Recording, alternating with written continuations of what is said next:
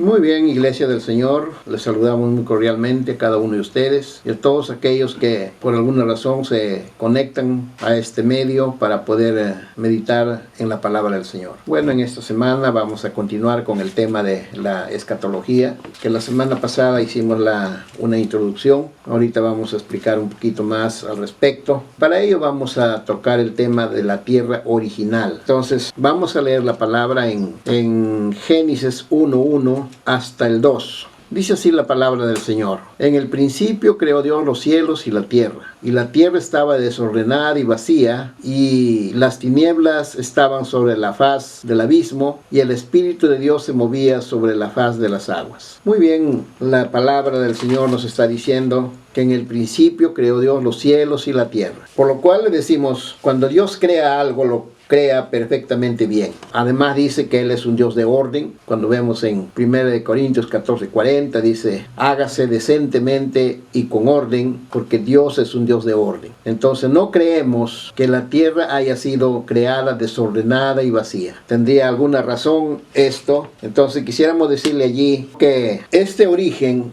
que nosotros vamos a expresar ahora, estamos viéndolo a la luz de la palabra de Dios. En primer lugar, quisiéramos decir que hay más de 100 teorías y muchas más que no conocemos, en las cuales hablan y discrepan sobre la creación de la tierra, entre las cuales nosotros como cristianos solo aceptamos lo que la palabra del Señor dice, porque realmente pues si nosotros dudáramos de ello, entonces nada estaríamos haciendo en la iglesia del Señor, nada estaríamos ahí quizás aceptando, porque si vamos a poner en tela de juicio la palabra de Dios. Entonces sabemos que el Señor lo hizo con toda sabiduría, con todas sus reglas, sus formas y con todas sus leyes que rige la tierra, la naturaleza. Entonces fue una tierra muy hermosa, porque no podemos leer de una forma correlativa, pensar que, como dice la palabra allí, pensar que bueno, la tierra fue del versículo 1, inmediatamente se enlaza al versículo 2. No sabemos qué tiempo pasó del primer versículo al segundo, porque son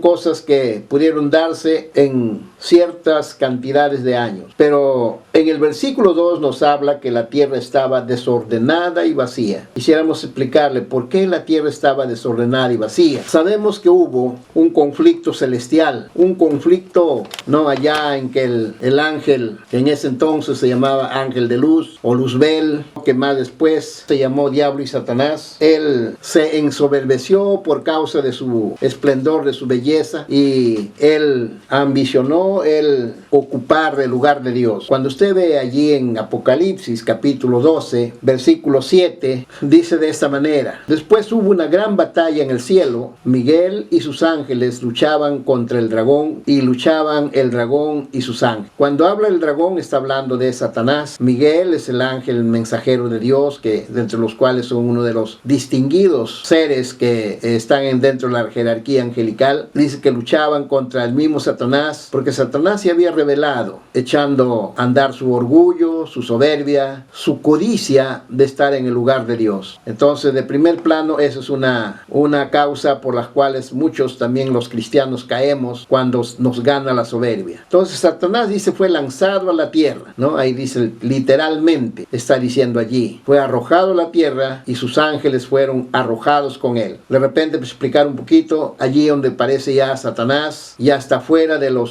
del lugar donde está la jerarquía angelical, está lanzado, y esa caída o ese arrojo que habla la palabra de Dios hace de que la tierra se torne ya en oscuridad, desordenada y vacía. De la tierra bella, no, de la creación hermosa que hizo el Señor, se tornó esa causa una tierra desordenada y vacía, ¿no? Entonces ahí estamos viendo de que no es por casualidad que la tierra estaba desordenada y vacía, sino que esa fue una de las causas que, según la palabra nos muestra, de que la tierra sufre este cambio. De lo que estaba hermosa, sufre este cambio. Entonces Dios tiene que ordenar la tierra. Dios nuevamente ordena la tierra y comienza, pues, como ya vemos la palabra del Señor allí, que en el primer día, bueno, apareció la luz, ¿no? Entonces eso ya lo vemos ahí en Génesis capítulo 1 y los siguientes versículos, donde Dios ordena la creación, ¿no? Entonces de esa manera vemos que ya, ¿no?, ¿no? Dios, inclusive las aguas, esa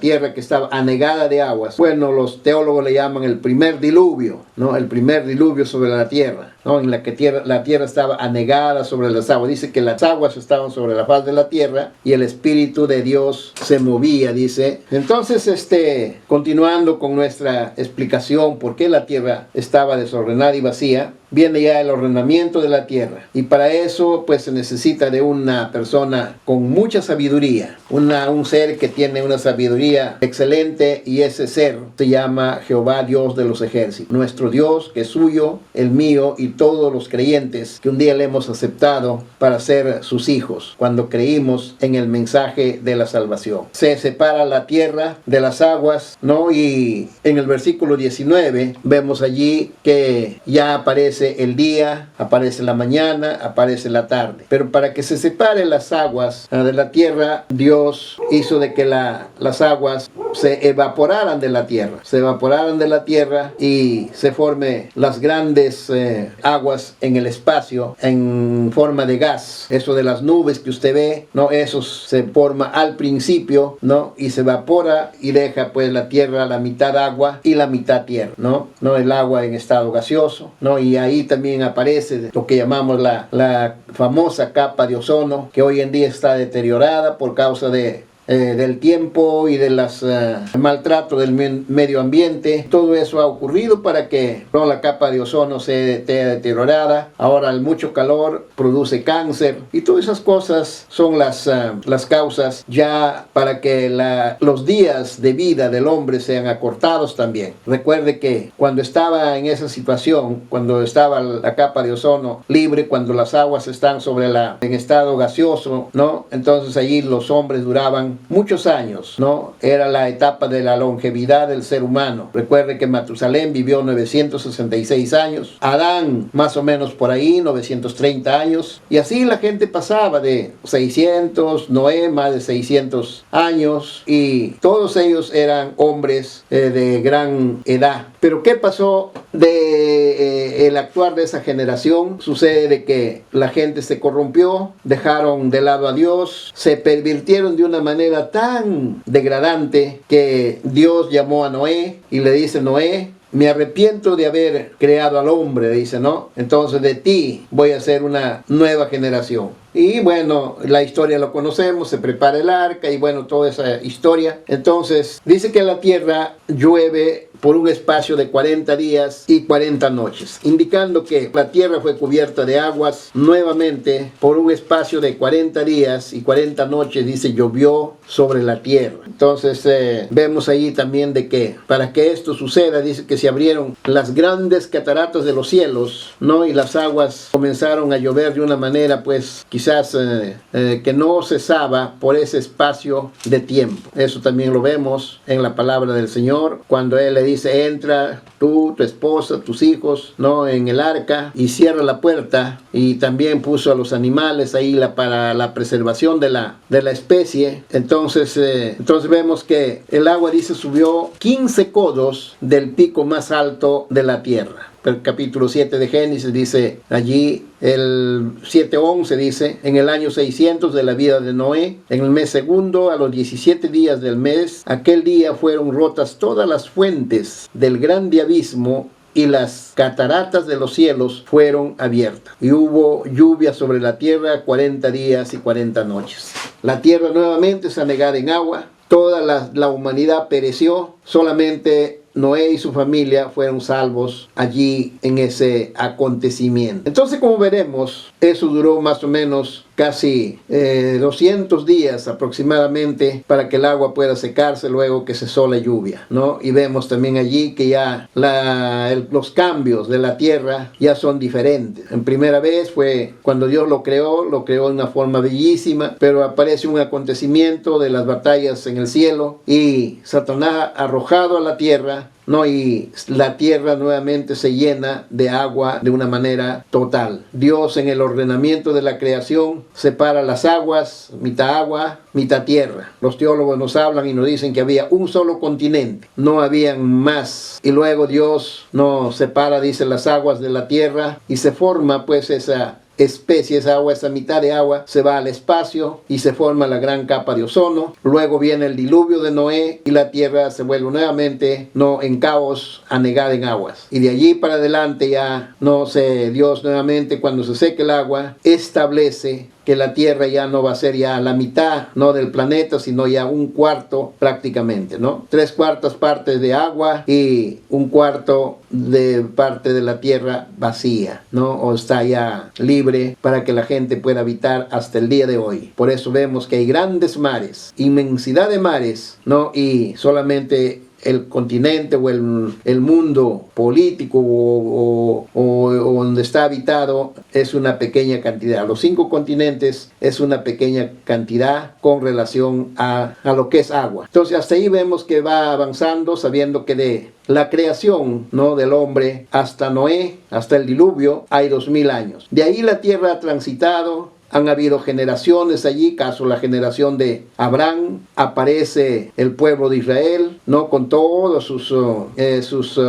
eventos, aparece la ley, aparece el reinado en Israel, hasta llegar a la venida de Cristo, o llámese el Calvario. Cuando se llega al Calvario sabemos que Jesús, Él murió en la cruz del Calvario. Desde Noé hasta el Calvario o hasta la cruz hay otros 2000 años. O sea que es un espacio de 4000 años, no según la Biblia que nos habla, no al respecto. Jesús es crucificado. Sabemos muy bien que en medio de 3 malhechores. Y ahí en el cuadro que se le muestra hay una línea verde que desciende a un lugar que se llama el paraíso. Y el otro es el abismo. Todo ese conjunto se llamaba el Seol. Seol significa lugar de castigo, ¿no? Dentro de ese abismo había, dice, una gran cima donde separaba el seno de Abraham o el cautiverio, el paraíso, del abismo o el infierno o el Seol, o también le llaman el Abadón, también se le llama tierra de castigo. Entonces todos esos nombres tiene estos lugares. Y recuerde que uno de los ladrones, estando en Jesús en la cruz, le dice: acuérdate de mí cuando estés en tu reino. El Señor que le dice: hoy mismo estarás conmigo en el paraíso. Y el paraíso no estaba arriba sino abajo. Por eso ven una flecha que desciende de ahí al lugar que ahí se está denominando paraíso. Y el otro, bueno, también viene otra flecha que se viene al Hades o el Seol o el infierno que se le llama.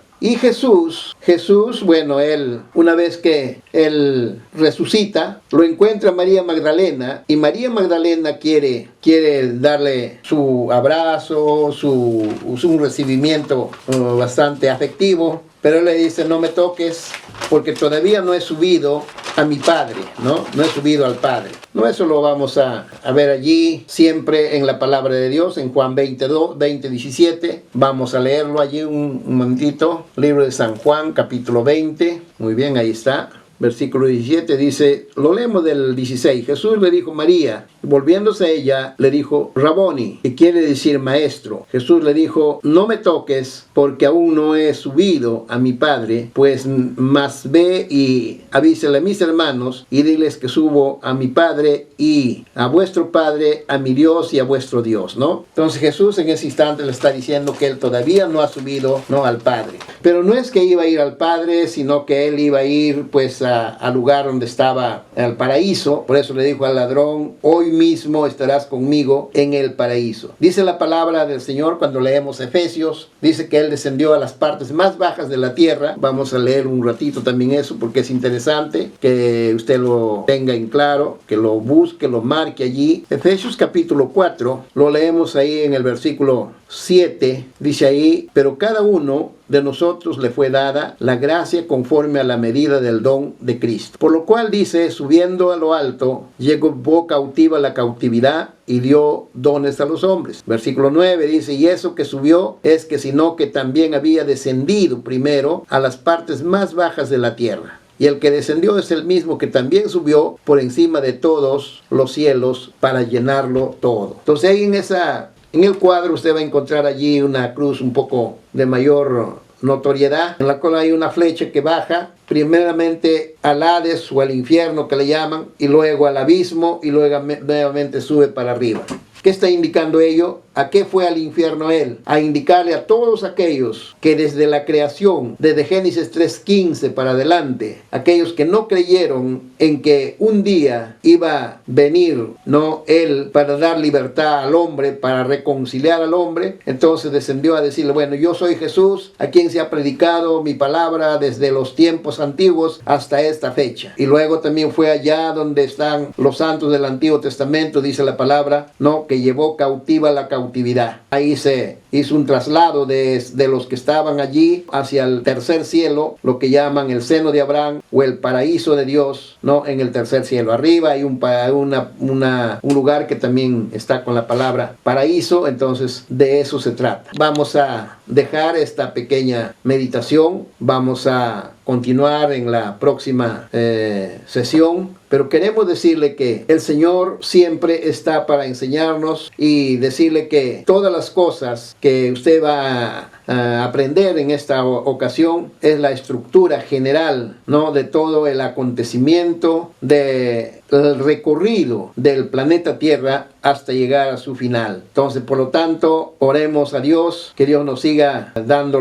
su gracia divina para poder, pues, en algún momento de repente hablar ya por detalles sobre qué es el paraíso, qué es el seno de Abraham, la doctrina del infierno, hablando del Seol, de repente hablando del paraíso. Ahí en la Biblia, cuando leemos, vamos a encontrar hasta 3 paraísos, ¿no? Quizás así, de una manera muy sucinta. Vemos el paraíso, que es el Edén, donde estaban Adán y Eva en principio, el paraíso donde estaban el destino de los justos desde el Antiguo Testamento, ¿no? Y el paraíso también es allá cuando el Señor, pues, llevó a su iglesia, llevó a sus santos, y un día la iglesia va a llegar allí, ahí se va a suscitar lo que se llama las bodas del Cordero. Muy bien, hasta aquí vamos a darle gracias al Señor. Padre bendito, Señor de la gloria, una vez más, Señor, acudimos a ti, porque tú eres grande y eres bueno, tú eres quien nos iluminas, quien nos enseñas, quien nos da, Señor, la paz, la seguridad, y todo lo que hay, Señor, está en tus manos. Bendito Dios, ayúdanos, y que siempre tu palabra sea para nosotros el pan espiritual para poder continuar, Señor, en el trayecto de la vida que tú nos has prodigado. Alabamos y bendecimos tu nombre. Amén y amén. Muy bien, estaremos continuando en otro momento esta secuencia para que así podamos ir entendiendo más concretamente. La razón es que el tiempo, y este es un tema bastante extenso y no podemos en un solo momento hacerlo todo. Que el Señor bendiga a cada uno de ustedes.